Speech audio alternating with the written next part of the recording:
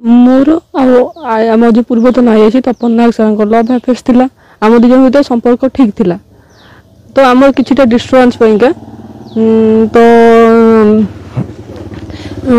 गत शनिवार दिन मत फोन करी व्हाट्सएप कॉल मध्यम आम जन डीआईबी कॉन्स्टेबल स्टाफ सभ्य सचिव महांती बोली मत डाकी मु स्टाडियम जाइली स्टाडियम से मत कही कि एडिशनल एसपी सर आम जो सत्य सार अच्छा सी मत पठे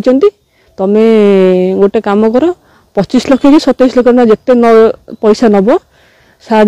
माने तपन सार देदेवे तमें से केस को डिसमिस कर माने क्लोज कर दियो नहले तुम अवस्था खराब हो तुम को चाकरी डिसमिस कर देवे। घटना बाबत कोन आइ आगु जाय एडिशनल एसपी जानिथिले आगु आपन को संपर्क विषय हां बोते जानिथिबे बोली मु भाबुची नले से मुंड पुरै थांते कोन पाइका केमती आमे तो बहुत चेष्टा करथि गणमाध्यम आपन को राइट नबा पई जेहेतु मते धमक आस्तला कि जदी तुम गणमाध्यम आगे जीवु तते आमे डिसमिस कर दबु सेति पे कहि मु एफआईआर भी सेमान ना लिखिची किंतु सेमान को मो तदंत परिसर भितर को निया जाई नाही तो जे ये गणमाध्यम आज मुह खोलियार कारण यही कि जे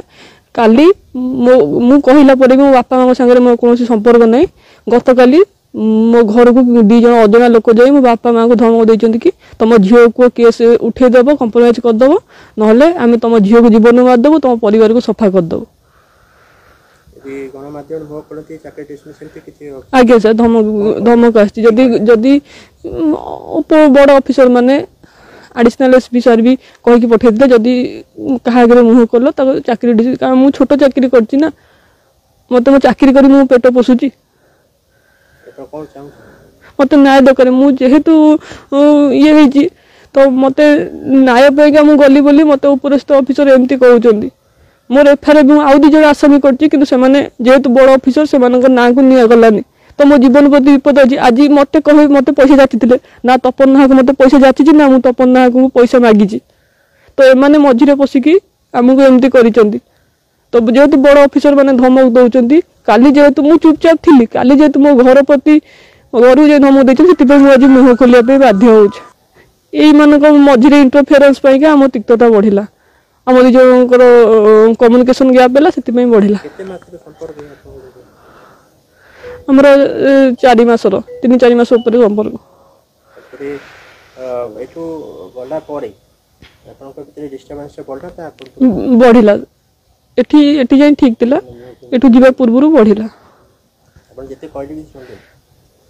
नहीं आगे यहा कहले भी सुनी दिले कोन बतला आगे से शेष विषय तो सर म कहया पे चाहूनी आगो किछि मोर एतिकी मो जीवन प्रति विपद अछि मो फैमिली प्रति विपद अछि मो एफआईआर देला परे भी मो बड़ ऑफिसर जेतु मो कथा सुनु नाहंती मो न्याय मागियाटा कोन मोर भूल की मु चाहूची मते न्याय दरकार मु जेहेतु एफआईआर देइछि सेमान ना कोन पई अणा गला नै सेमाने जहा फळे कि आज मो घर जाई जिबा पे